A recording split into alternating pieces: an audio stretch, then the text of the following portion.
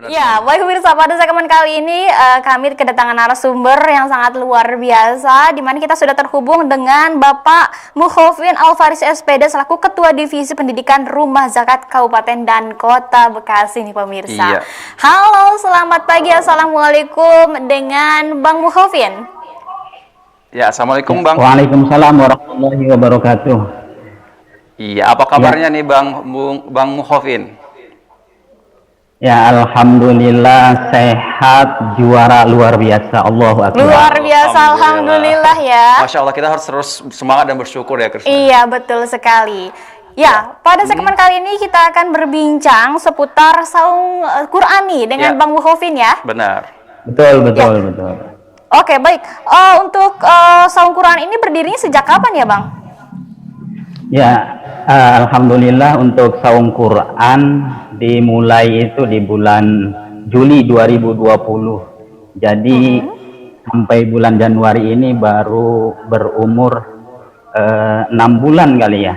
Masuk 7 bulan jalan. Jadi kalau terhitung anak-anak masih anak-anak. Iya. Baik Bang Mukhofin, kalau kita bicara tentang latar belakang kenapa didirikannya saung Quran ini, bisa dijelaskan Bang Mukhofin?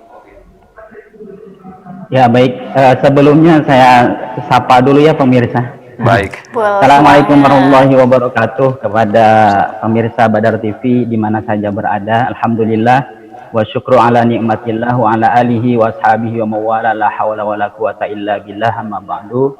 Ya, alhamdulillah bersyukur kepada Allah Subhanahu wa taala di kesempatan pagi ini kita masih diberikan nikmat oleh Allah berupa nikmat iman, nikmat Islam, nikmat sehat, nikmat kesempatan.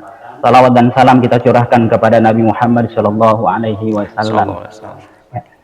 Alhamdulillah, melatar belakangi berdirinya saung Quran mungkin berawal dari terinspirasinya sebuah hadis Nabi Shallallahu Alaihi Wasallam, khairukum man ta'allamal Quran wa 'allamah. Sebaik-baik di antara kalian adalah orang yang belajar Al-Quran dan kemudian mengamalkannya. Kami di sini adalah Ketua Divisi Pendidikan Rumah Zakat Bekasi dan memang menangani kegiatan beasiswa non formal. Jadi tersebar di beberapa wilayah kota dan kabupaten, sekitar 700 sampai 800 anak yang kemudian setiap bulannya mendapatkan beasiswa dari Rumah Zakat. Di antara programnya adalah mengadakan pembinaan. Jadi anak-anak yang mendapatkan beasiswa kemudian mereka digembleng, dibentuk, dibina kurang lebih dalam 1 bulan itu 2 kali pertemuan dari setiap wilayah itu. Kemudian ada PJ mentor, penanggung jawab, kemudian mentor. Nah, ini kan untuk sarana dan prasarananya mungkin masih menggunakan fasilitas masjid karena memang tujuan awalnya adalah bagaimana kemudian anak-anak ini dekat dengan masjid, cinta dengan masjid sehingga mereka itu kemudian melaksanakan kewajiban sholat 5 waktunya di masjid itu. Kemudian setelah kita semua berpikir bahwa kalau misalkan ini kesulitannya jika ada donatur ingin mengunjungi wilayah binaan kita, nah itu kita kesulitan.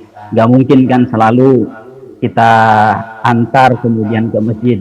Tapi kemudian kita dengan tim bagaimana kita mendirikan sebuah saung Quran gitu ya. Bukan saung tahfidz tetapi saung Quran.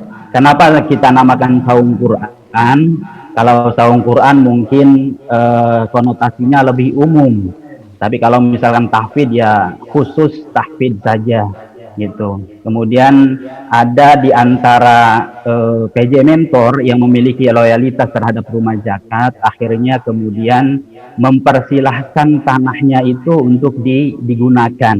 Jadi hanya sebatas digunakan. Dan Bismillahirrahmanirrahim di bulan Juli berdiri saung sampai saat ini beberapa saung dan alhamdulillah di sana sudah ada ustadznya dari Temboro, kemudian dari Jakarta Timur dan santri-santrinya juga. Kalau untuk di sana itu sekitar 60 ditambah dengan santri-santri sekitar wilayah binaan Rumah Zakat Tambelang Bekasi.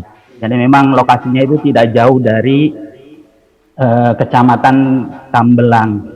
Itu mungkin apa menjadi inspirasi, yaitu berawal dari itu hadis Nabi Shallallahu Alaihi Wasallam, bagaimana kemudian kita menyediakan fasilitas ya anak-anak agar supaya bisa membaca Al-Quran. Dan alhamdulillah keberadaan saung Quran di sana disambut antusias oleh warga Kampung Sukarapi Tambelang, Kecamatan Tambelang, Kabupaten Bekasi. Ditunjukkan, diwujudkan dengan ibu-ibu lansia ya, luar biasa. Jadi kalau langsung bersentuhan dengan orang tua yang ngomongnya sudah terbata-bata, kemudian ingin membaca Al-Quran gitu, dan memang benar-benar tidak mengetahui alif itu apa, ba itu apa, kemudian ta itu apa, dan sebagainya. Alhamdulillah kehadirannya saung Quran paling tidak memberikan solusi untuk mereka gitu, untuk mengenal lebih giat lagi terkait dengan kitabnya. Itu mungkin mengawali kronologis atau melatar belakangi berdirinya saung Quran. Baik. Ya, tadi sudah dipaparkan juga tujuannya ya mungkin ya. Ya, insya Allah semoga mendapatkan ridho dari Allah Subhanahu Wa Taala. Amin amin ya Rabbal Alamin. Ya, berkaitan dengan kegiatan yang diadakan saung Quran ini, apakah hanya sebatas mempelajari Al-Quran saja, ataukah ada muatan-muatan lokal yang lain, Bang?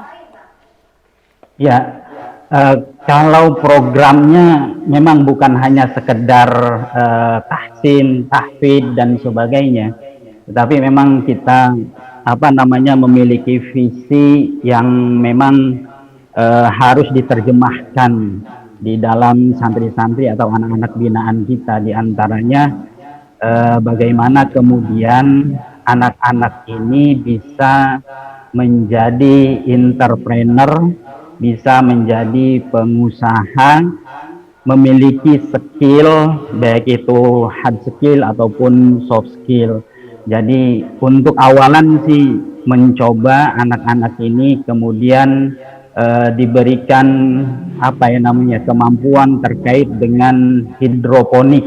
Jadi menanam hidroponik, kemudian juga banyak hal mungkin ya, karena memang masih seumur jagung gitu ya. Program-program ke depan insya Allah bukan hanya tertumpu dengan tahsin tahfidz saja, tetapi bagaimana kemudian yang menjadi permasalahan klasik ketika misalkan satu pendidikan, baik itu pesantren ataupun formal dan sebagainya, kadangkala banyak di antara lembaga itu kemudian tidak memikirkan setelah mereka berakhir dari jenjang pendidikannya. Tapi insya Allah adanya saung Quran ini, walaupun santri-santri ini memang secara formalnya sekolahnya di luar, setelah mereka sekolah kemudian kita dididik ya terkait dengan akidahnya, ibadahnya, akhlaknya dan sebagainya, terkait dengan entrepreneurnya dan sebagainya. Mudah-mudahan setelah mereka mendapatkan ijazah formal, nah ada kemampuan ya sehingga membuat mudah kemudian mereka mendapatkan pekerjaan. Syukur-syukur setelah mendapatkan pelatihan dari saung Quran, mereka bisa mendirikan ya boleh katakan misalkan usaha-usaha kecil gitu ya, yang dimana mereka menjadi pemiliknya ya. Itu mungkin. Oke, baik. Ya, Bung Mukhofin, berkaitan dengan peserta didiknya. Tadi sempat disinggung juga oleh Bung Mukhofin bahwa peserta didiknya ada yang dari golongan anak muda dan juga dari ada juga yang nenek-nenek, sehingga tadi disampaikan sama Bung Mukhofin bahwa sampai alif saja mereka tidak mengetahui. Nah, lapisan masyarakat apa saja yang bisa menjadi atau ada kriteria khusus yang bisa menjadi peserta didik di saung Quran, dan juga apa tantangan terbesarnya dari dari saung Quran ini, seperti itu? Ya, baik. Untuk persyaratan sih yang penting ada niat, ada kemampuan, ada motivasi untuk belajar itu. Nggak ada persyaratan-persyaratan yang lainnya terkait dengan misalkan untuk membayar ini dan sebagainya, itu semuanya free gitu ya. 0%, tinggal membawa diri, Al-Quran sudah disediakan, fasilitas sudah disediakan, dan ini memang menjadi kebanggaan kita semua. Ternyata keberadaannya sangat disambut luar biasa oleh warga sekitar. Jadi memang kalau berbicara Tambelang itu ya sebetulnya banyak pondok-pondok pesantren yang berdiri di sana, karena memang sebelum kita dengan kawan-kawan itu mendirikan di sana, kita melakukan survei dulu kan gitu ya. Sehingga apa nih kira-kira sudah ada pondok pesantren, sudah ada lembaga-lembaga yang memang konsen juga terkait dengan Al-Quran. Tetapi kita coba suguhkan fasilitas yang berbeda. Jadi makanya kalau ketika ditanya sama donatur, ini saung ini saung untuk makan apa saung untuk gimana? Ya yang jelas dua-duanya. Ya Karena untuk rohani itu, iya, kemudian untuk makannya juga iya. Karena alhamdulillah sih untuk saat ini ya keberadaan saung Quran ini bagaimana menjadi mitra gitu ya, menjadi mitra pondok-pondok pesantren yang ada, karena memang mereka kan sahibul qaryah gitu ya. Asli dari sana. Jadi kalau misalkan ada satu pendidikan yang sama, kemudian ya ada juga kan ada pro dan kontraknya, dan tantangan yang terbesar adalah setelah beberapa bulan di sana ya, kalau tantangan X itu memang budaya mereka itu masih kental dengan mistis gitu. Jadi ini yang menjadi tantangan kita, bagaimana kemudian meluruskan keyakinan mereka, meluruskan akidah mereka dari hal-hal semacam itu. Tetapi karena memang sudah mendarah daging, maka kita paling tidak kita menyetop itu dari generasi berikutnya. Jadi maka anak-anaknya itu yang kemudian kita berikan pelajaran terkait dengan akidahnya. Kemudian yang kedua, karena memang seumur jagung ya ini saung Quran ini ya, secara ya donatur juga belum begitu banyak ya, kemudian juga belum mediasi sudah, tetapi tidak seperti lembaga-lembaga yang lainnya gitu. Ya, baik. Berkenaan dengan pandemi nih, Bung.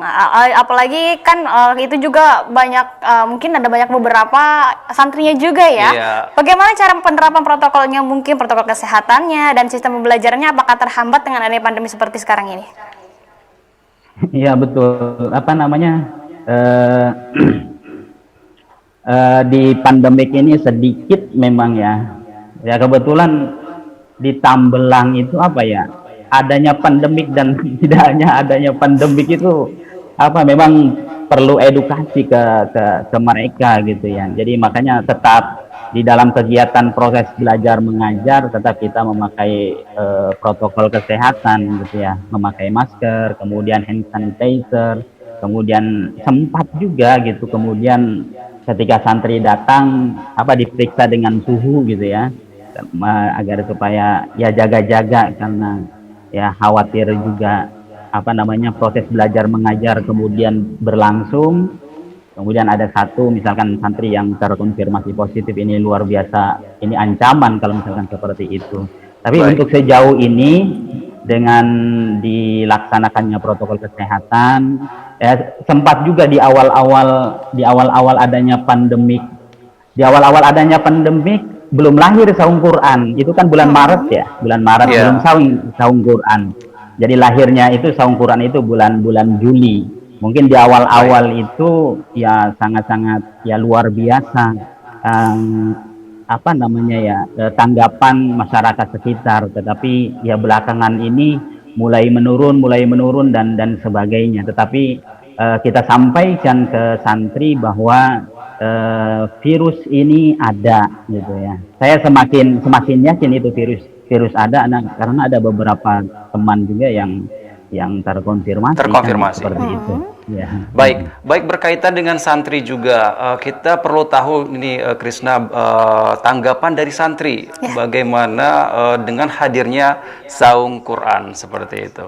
Ya, untuk tanggapan dari santri sendiri, bagaimana tanggapannya terkait dengan adanya saung Quran nih? Bisa disampaikan? Ya, bagaimana tanggapan dari santri sendiri dengan adanya saung Quran dengan Siti Fatimah ya? Ya, coba disampaikan Siti Fatimah. Waalaikumsalam. Ya, bisa mendengar suara kami? Ya, bisa. Ya, apa tanggapannya dengan adanya saung Quran ini Siti Fatimah?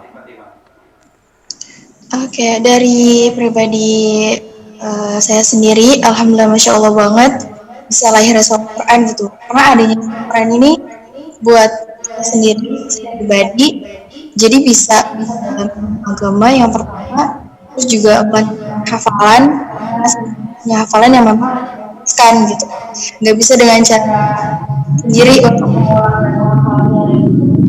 senang banget, bersyukur karena adanya saung Quran. Itu yang pertama kali dalam ilmu agama, terus juga hafalan teratur, banyak pengalaman.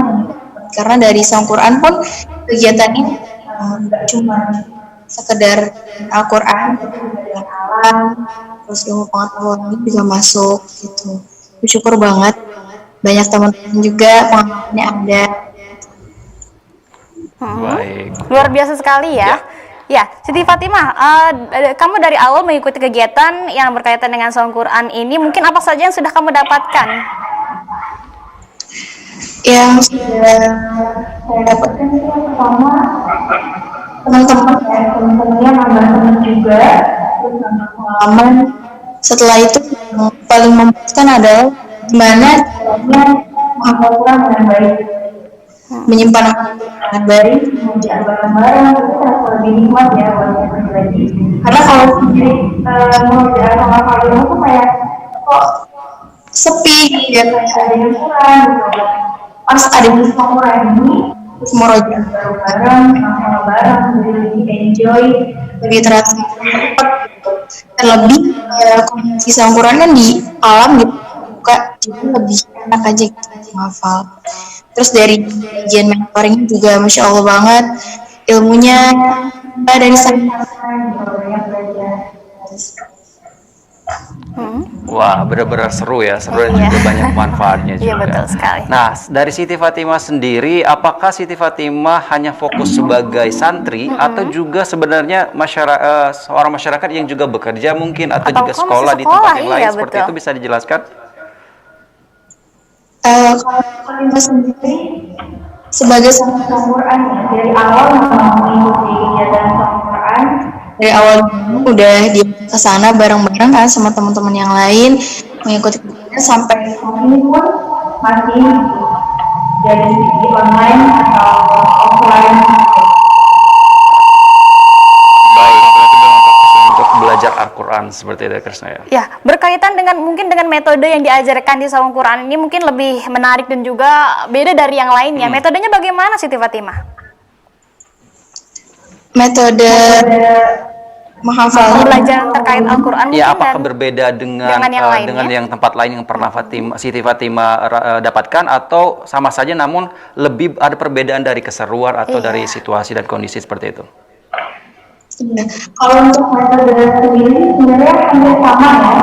Yang membedakan adalah gimana kondisinya, terus juga tempatnya, waktunya.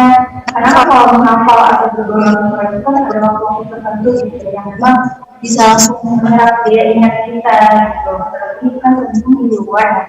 Terus untuk metodenya sendiri, dia metodenya itu bareng-bareng, terus hafal. Ya udah hafal baru kita di store ke tuh. Oke, berarti dari sistemnya sendiri itu yang bikin berbeda. Betul sekali ya, membuat keseruan-keseruan juga ya ternyata ya. Iya, benar. Nah, Siti Fatimah sendiri harapannya apa nih untuk saung Quran sendiri nih sebagai santrinya dari saung Quran? Untuk harapan kedepannya dari teman-teman buat Al-Quran adalah lebih berkembang dari santrinya juga, tenaga pengajarnya yang Masya Allah memang sudah banyak datang dari luar gitu ya. Terus yang ketiga pengembangan publisnya gitu, sosial medianya, karena dari itu bisa terlahir gitu. Banyak yang ikut atau banyak yang minat untuk belajar di sana gitu. Jadi banyak teman.